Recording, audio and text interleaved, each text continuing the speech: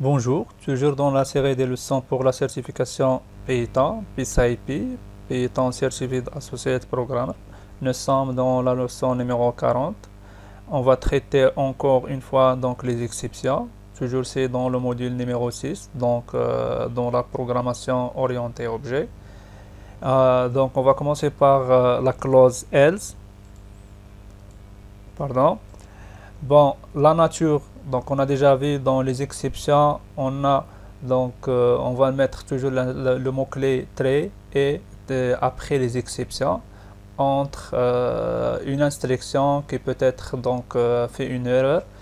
Bon, la nature objectif des exceptions de Python, on fait un outil très flexible, capable de s'adapter à des besoins spécifiques, même ceux que vous ne connaissez pas encore.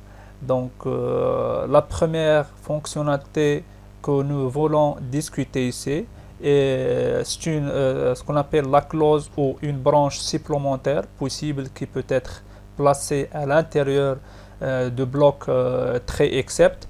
Donc c'est la partie de code commençant par la clause ou la branche else. Tout comme dans l'exemple qui se trouve ici à droite. La clause branche ou la clause ou branche else doit être située après la dernière branche except, c'est-à-dire on a déjà dit que donc trait, on a des exceptions, on peut le mettre plusieurs except et toujours donc après tous les except, on va le mettre donc else. Donc on va le mettre la clause else. La branche ou la clause else est exécutée quand et seulement quand et aucune exception n'a été levée à l'intérieur de la pièce trait. C'est-à-dire par exemple lorsqu'on n'a pas une erreur donc dans l'instruction, elle va m'exécuter le code qui se trouve après la clause else. Prenez l'exemple ici. Donc on a définir une fonction qui contient un seul paramètre n et on a ici l'instruction qui peut être me donner une erreur ou non. Ça dépend pour le paramètre n. Lorsque le n est égal à 0, automatiquement il va me lancer, il va me donner une erreur ou il va me lever une exception. Sinon donc on n'a pas une erreur. Bon, on a fait donc ici l'instruction entre trait et les except. Pour le moment, on a une seule exception ou une seule except, c'est 0 division erreur et elle va m'afficher donc le message ici. Elle va me donner donc comme retour le noun et sinon, lorsqu'on n'a pas une erreur, elle va me donner le message qui se trouve après else. On va essayer ça, c'est-à-dire on va commencer d'appeler la fonction avec le paramètre 2, c'est-à-dire avec la valeur 2, c'est-à-dire on a ici la valeur 1 divisé sur 2, c'est 0,5, c'est-à-dire on n'a pas une erreur, donc on n'a pas une erreur, automatiquement il va m'exécuter le code qui se trouve ici, après la clause else. Et c'est quoi le message? C'est-à-dire il va m'afficher tout est bien, il va me retourner la valeur de n. C'est quoi la valeur de n? C'est 1 divisé sur 2. Donc c'est 0,5. Ça c'est le message à afficher lorsqu'on va donner donc 2 comme paramètres. On va prendre d'autres exemples et pour le moment on va changer le paramètre, c'est-à-dire toujours on va invoquer la fonction et avec le paramètre 0. C'est-à-dire pour le moment donc 1 divisé sur 0 il va me donner une erreur, il va me donner une exception, c'est-à-dire il va me faire quoi? Donc basculer vers tous les excepts. Pour le moment on a une seule exception et l'exception c'est 0 division erreur. Donc vraiment l'exception il s'appelle 0 division erreur. Il va m'exécuter le code qui se trouve ici. Donc c'est quoi le code ou les instructions? C'est division file. Il va me retourner le noun. Ça c'est le résultat. Donc pour les deux paramètres pour la fonction qu'on a créée pour le moment. Bon, on a ici d'autres éléments, on peut l'utiliser dans les exceptions. Jusqu'à maintenant, on a visualisé donc trait donc et les exceptions et else.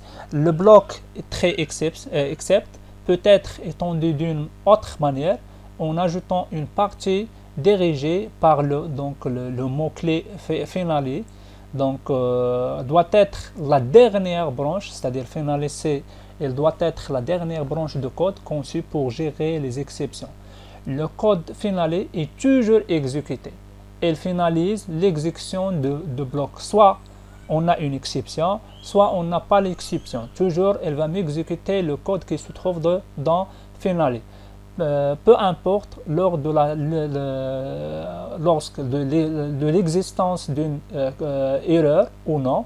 Donc ça c'est, on va prendre ici l'exemple qui traite donc les clauses qu'on a citées et qu'on a donc else et finale.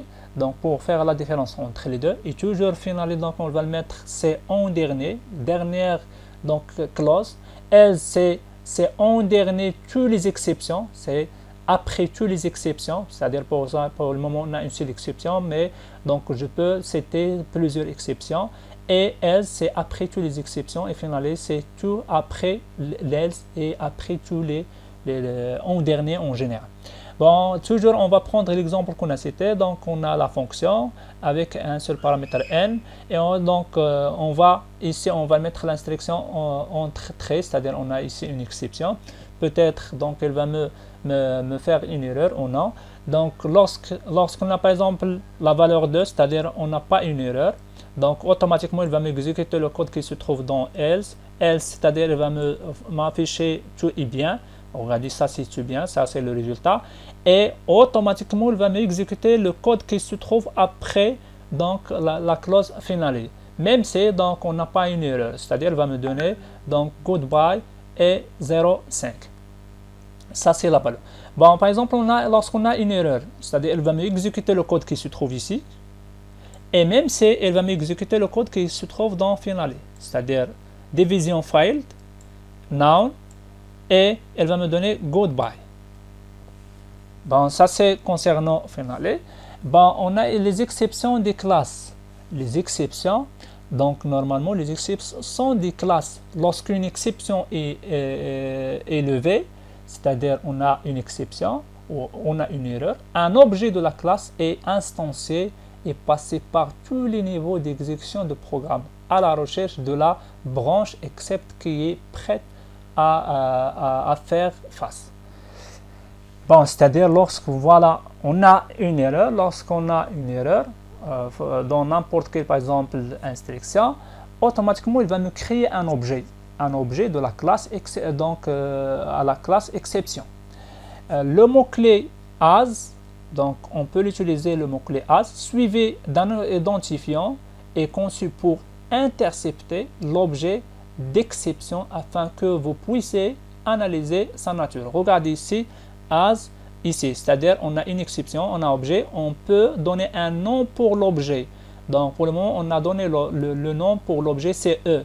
C'est-à-dire, lorsqu'on a une erreur, ou là, une exception, c'est-à-dire automatiquement, il va me créer un objet. Et as, c'est pour identifier ou pour nommer l'objet.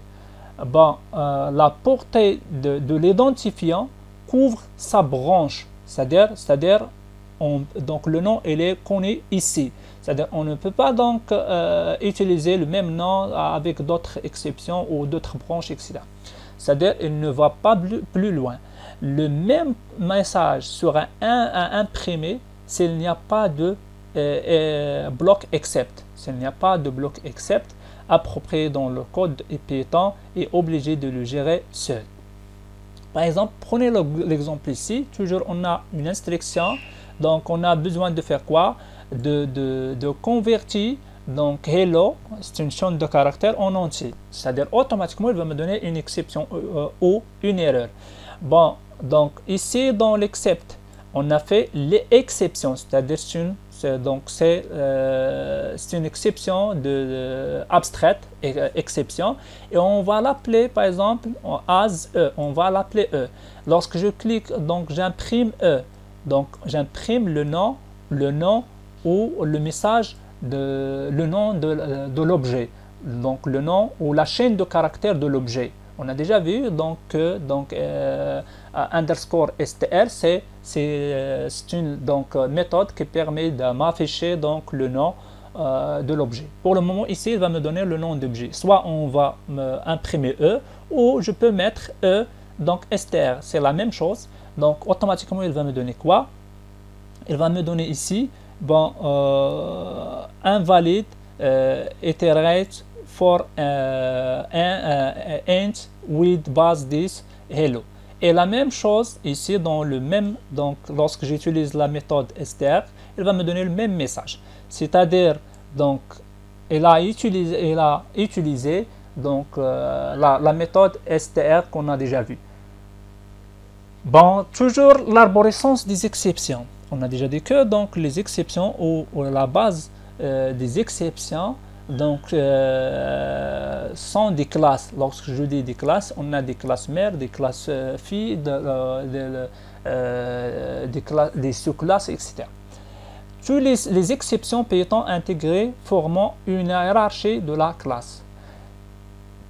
Ce programme vide toutes les classes d'exception définies sous la forme d'une impression arborescence. C'est-à-dire on a créé un programme qui permet de faire quoi? D'afficher l'arborescence des exceptions qu'on a déjà vues donc dans une leçon précédente. Bon, on a déjà dit que donc on a la base d'exception et on a la hiérarchie, par exemple on a exception ici et on a plusieurs choses et chaque élément il a plusieurs. Donc ça c'est ce qu'on appelle les classes. Pour chacune, bon, pour chaque des classes, pour chacune des classes, rencontrer, effectuer le même ensemble d'opérations. Bon, elle va me faire quoi? D'imprimer, toujours dans le programme qu'on a créé ici, elle va m'imprimer le nom, le nom de la classe, trait de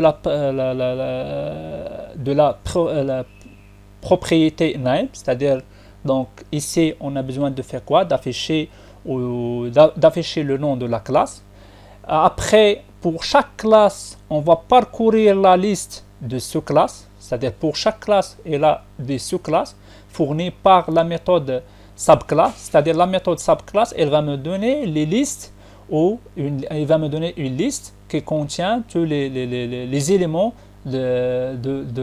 ou les sous-classes de la classe.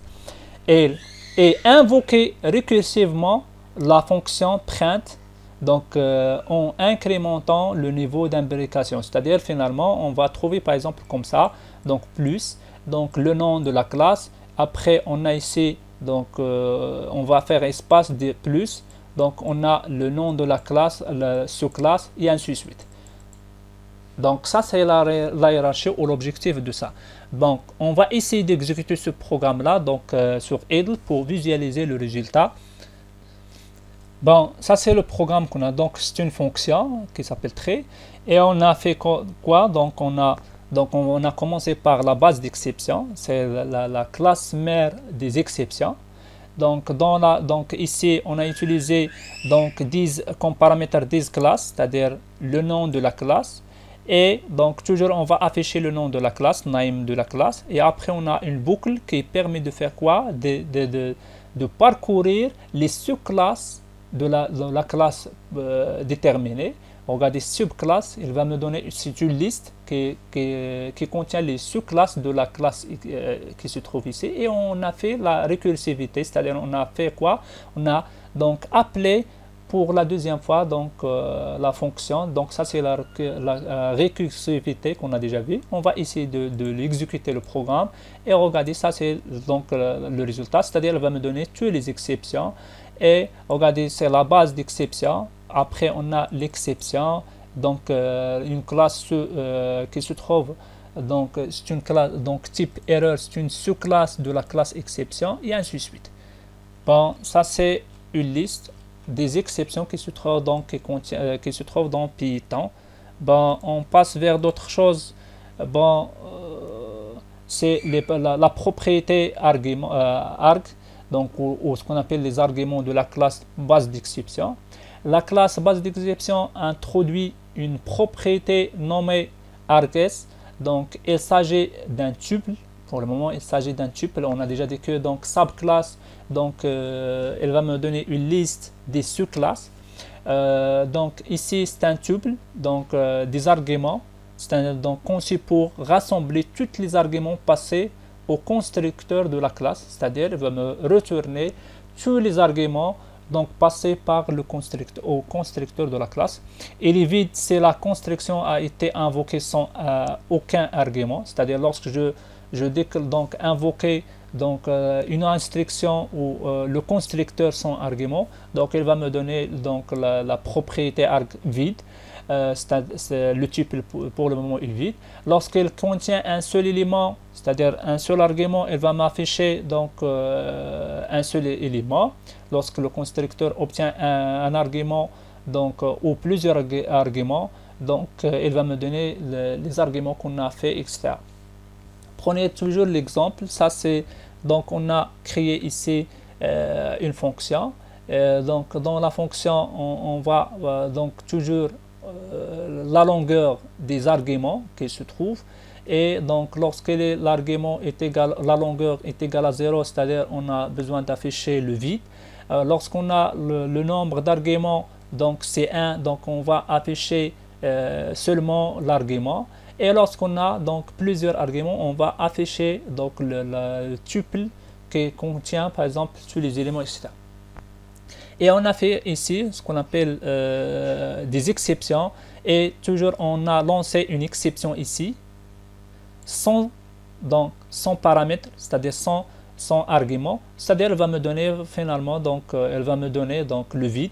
Les arguments pour le constructeur pour le moment est vide. Ici dans le deuxième exemple on a fait un seul paramètre, c'est-à-dire elle va me donner un seul paramètre. Et troisième exemple, on a fait deux paramètres pour le moment, et toujours on a fait l'essai avec les deux, c'est-à-dire avec la méthode donc str et donc avec ce qu'on appelle la propriété arg. Donc toujours donc ici il va me donner le nom, etc., et ici il va me donner le nom de l'argument. On passe vers d'autres choses. Donc comment on va créer donc comment vous créez votre propre structure ou votre propre exception, etc. Bon, normalement la hiérarchie des exceptions n'est fermée, n'est terminée. C'est-à-dire, donc vous pouvez toujours détendre si vous voulez ou devez créer votre propre monde rempli de vos propres exceptions. C'est-à-dire, je peux ajouter des exceptions donc dans la base, ou ce qu'on appelle la base des exceptions, etc. Vous pouvez définir vos propres nouvelles exceptions en tant que sous-classe dérivée de celles prédéfinies. Bon, ici, donc on va créer une classe qui s'appelle my0 de division erreur. Donc c'est une sous-classe de la classe 0, donc 0 division erreur, donc qui est déjà existant dans la base des exceptions. Et on a, pour le moment, on va laisser vide. On ne va pas donc faire des choses donc à la classe. Et on a créé une fonction et donc qui contient un seul paramètre. Le paramètre donc est vrai, donc on va exécuter la classe qu'on a créée avec donc un seul paramètre, c'est nouvelle.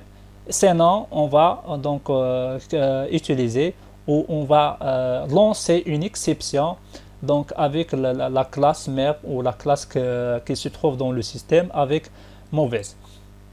Bon, ici on va prendre ici donc on a deux possibilités, soit false soit true, c'est-à-dire donc le paramètre, et on va lancer et on va exécuter la fonction. Et avant d'exécuter la fonction, on va commencer donc la gestion des exceptions avec trait. Donc pour le moment, la première fois c'est false, c'est-à-dire il va m'exécuter les éléments, il va me lancer une exception avec la classe mère, c'est-à-dire 0 division erreur. Et donc automatiquement il va m'afficher les éléments qui se trouvent, c'est-à-dire la print ici, by 0. Sinon, donc deuxième fois, on va utiliser comme paramètre c'est true, c'est-à-dire il va m'exécuter donc la classe qu'on a créée, etc.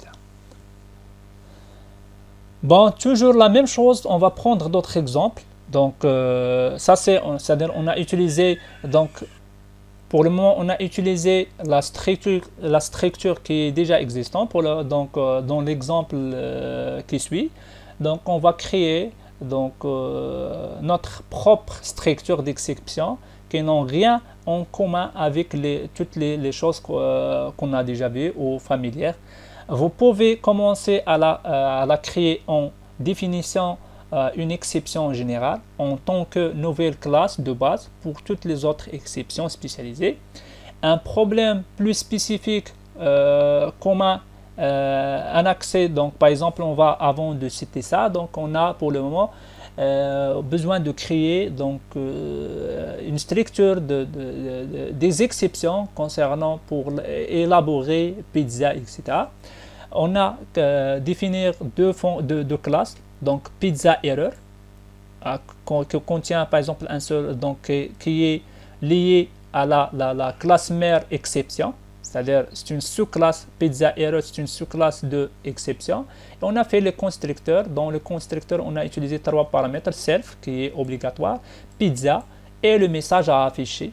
Donc on a appelé le constructeur de la classe la super classe exception et on a utilisé une seule propriété, c'est pizza.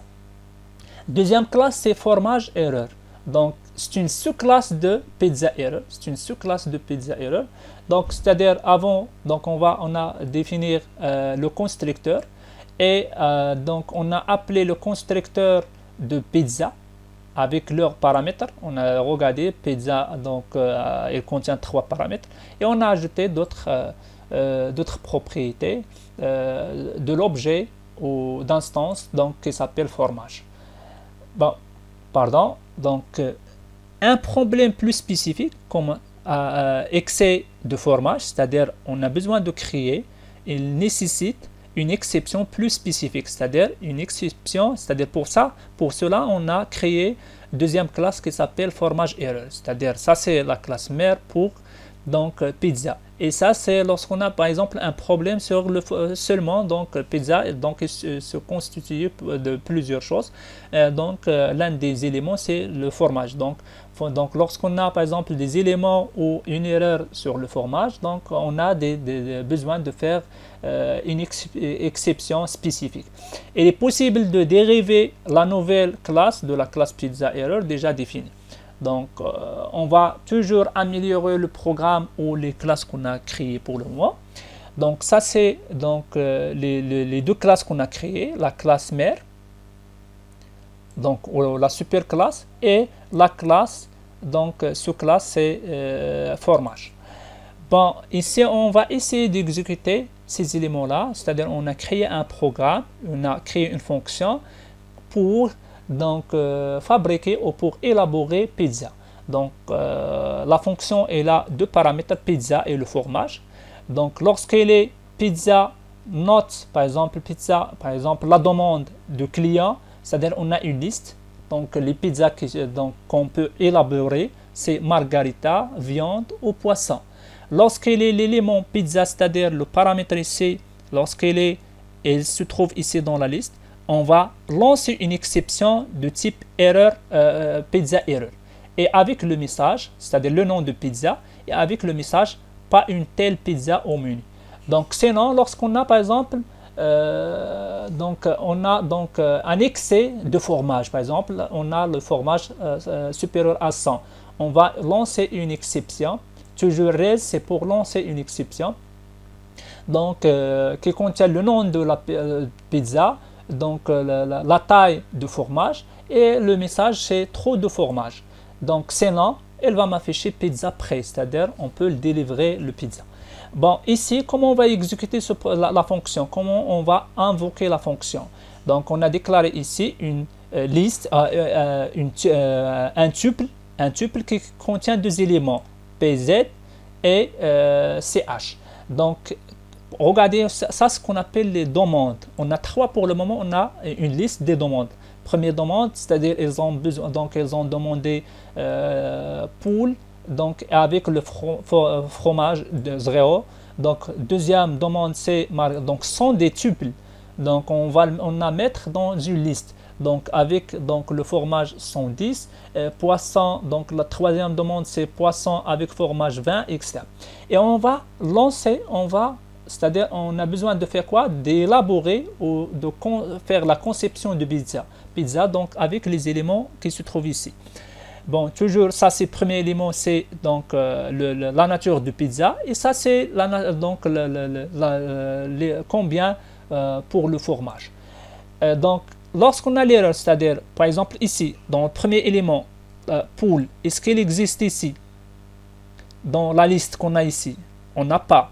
C'est-à-dire, automatiquement, il va me lancer une exception. C'est quelle est la nature de l'exception? C'est-à-dire, avec le pool, regardez ici, donc une exception, donc as tmce, donc on va lancer le nom de pizza, c'est pool. Donc ici, il va me faire dans la fonction, il va me chercher est-ce qu'il existe dans la liste, non.